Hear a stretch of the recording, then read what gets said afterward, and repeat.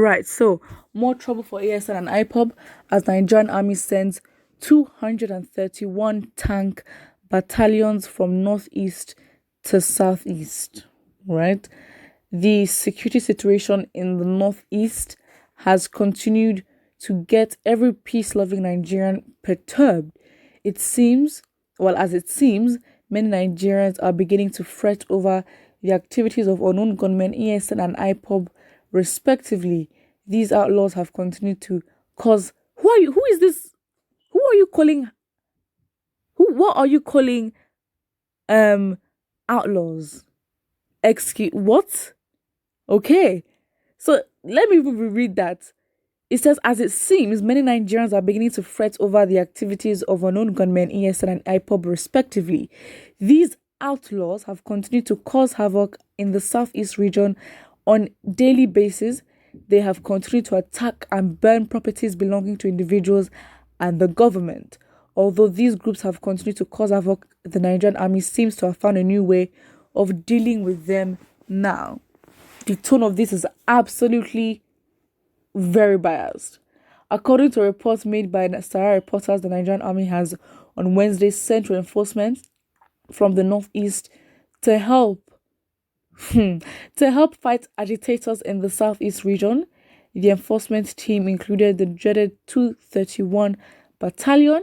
The 231 Battalion, as of January 2021, was led by a southerner identified as Lieutenant Colonel MEOB, who is well versed with the terrain of the southeast region.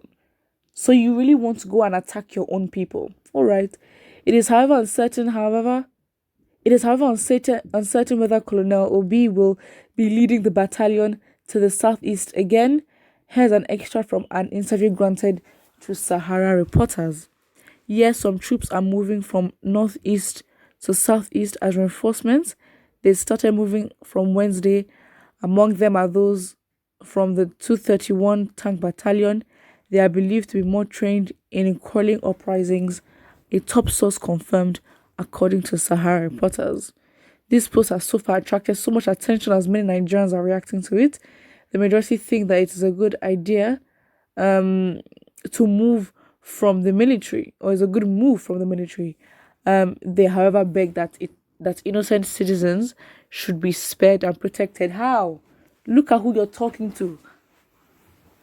Again, it's inevitable. Again, the numbers can reduce, but then it's inevitable that people will be in danger in terms of losing their lives. But again, it's just, look at the country we live in. Look at the absolute country we live in. Like, what else can you say apart from the fact that this government is literally waging war against Biafra? I mean, it's my opinion. That's what I think. That's just what I think. It's very clear what the threat to the government is. It is not terrorists.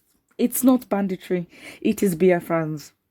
So it now makes you ask, what does Biafra have over the Nigerian government? What do they know? Why? Huh? Because is it that they understand that by merit or like by resources and connections and alliances that maybe Biafra might actually happen?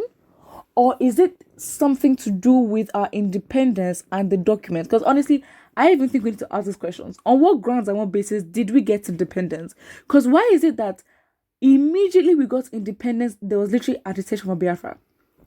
It wasn't agitation. It just seemed like as if there was this assumption that Biafra would be the next move. Because 6-7 years after independence is very early. It is very early for there to be a civil war about separation. So again, it's like if you sign a contract and paperwork shows, okay, this is what's going to happen. These are the grounds of your independence.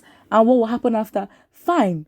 So again, there is something that the Biafrans have over the Nigerian government, which we can't explain yet. We don't understand. We don't know. But it seems that there is something big.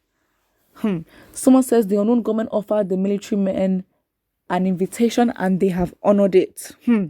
Finally, Boko Haram has gotten their independence. Well, it seems like it, because from the pictures here, it just shows the whole army literally arranged and ready to go and fight. How does this make sense?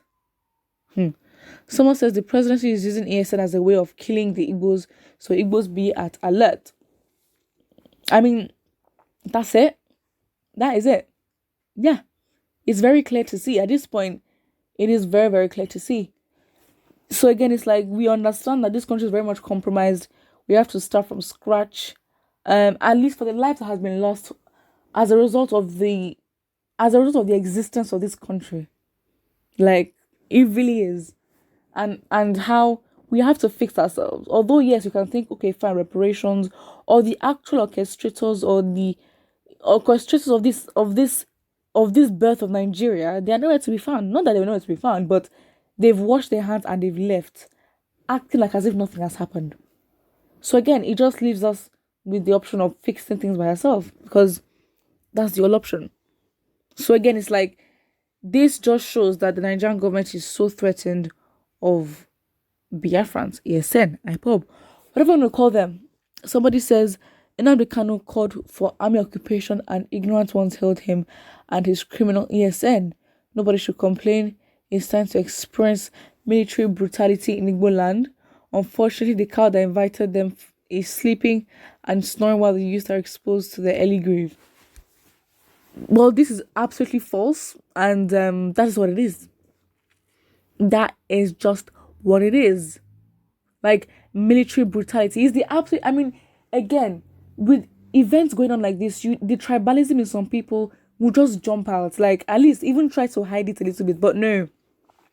The tribalism must show. You must show that, again, even if you might not be intentional, because of the way you speak, you would automatically act in that manner. So again, it's not a thing of, oh, the tribalism is jumping. It's the tribalism for me. It is a tribalism for me. And again, it's like the government, or not the government, the internet has given people the free will to just do what they want, say what they want, and just do that. That's it. Someone says, yes, up governments, kill those useless IPOB, ESN terrorist fools. Again, who are these people? I don't know. It's not like as if you guys are living better lives in the country. Your probability of death is higher now. We just have to be tactical now about all this was going on, because because everyone is heating up. We don't even know what could be the tipping point. Because again, I even think that there might even be a huge protest this year. Something might even happen big. And I also even think that will 2023 even come? Because again, Nigerians have now learned, and they are bold. Well, the youth, they are like, we are going to drag this thing. Is either that there will be no president or there will be no government. Because again, with the way Nigerians have been surviving, they've proven that they can survive without a government. So yeah, put what you think in the comment section below, and don't forget to like and subscribe.